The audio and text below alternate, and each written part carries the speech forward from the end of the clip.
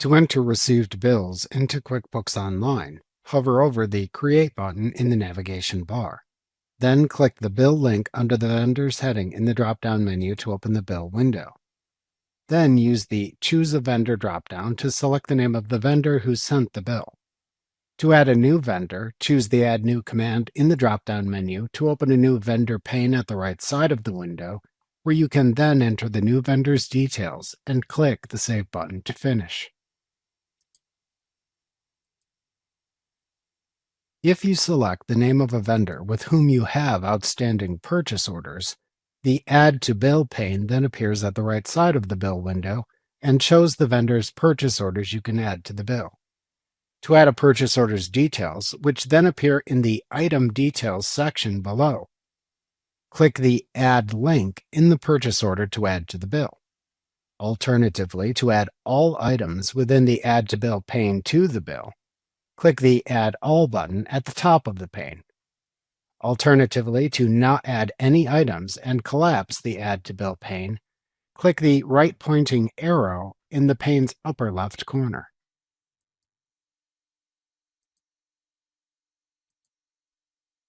The Mailing Address field shows the vendor's mailing address from the vendor's record.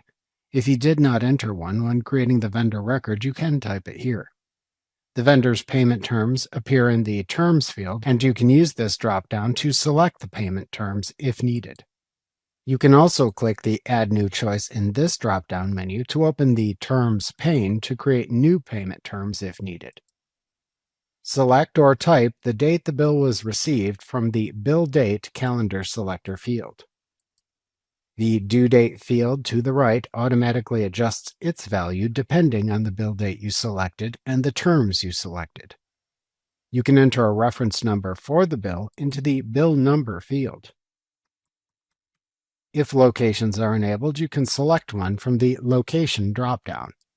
Next are two collapsible and expandable sections named Category Details and Item Details. You can click the black arrow by either heading to expand or collapse each section. When entering bills, you most often enter the bill's line item details in one section or the other, but not both. The choice depends on whether the bill relates to items in your products or services list or not.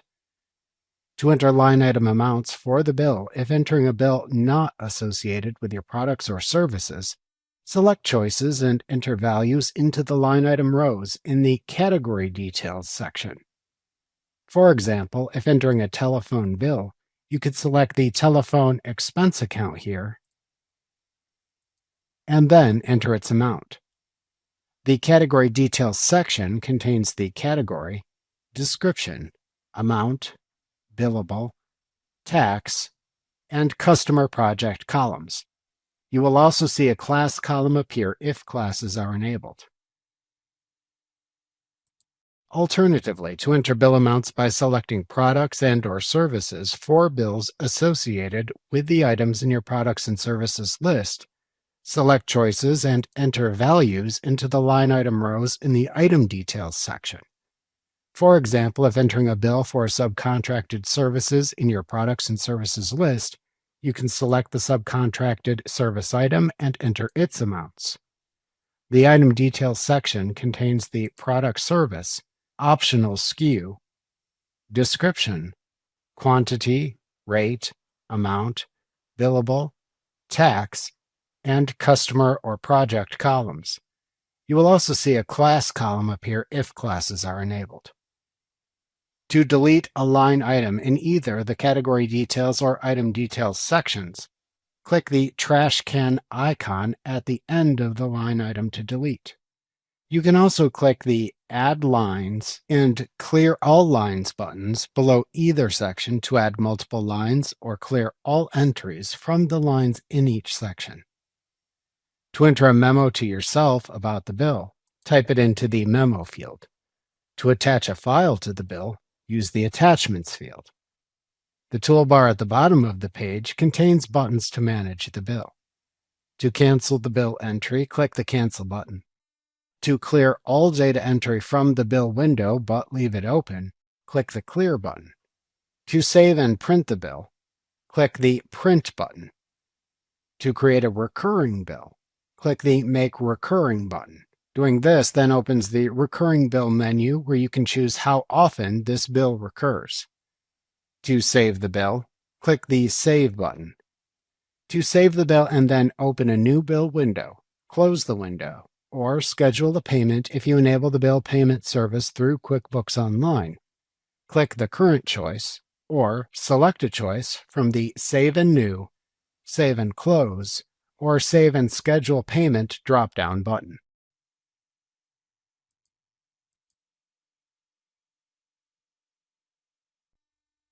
Remember to click the subscribe button to see more of our videos. See our full suite of courses, instruction manuals, and quick reference guides at www.teachucomp.com.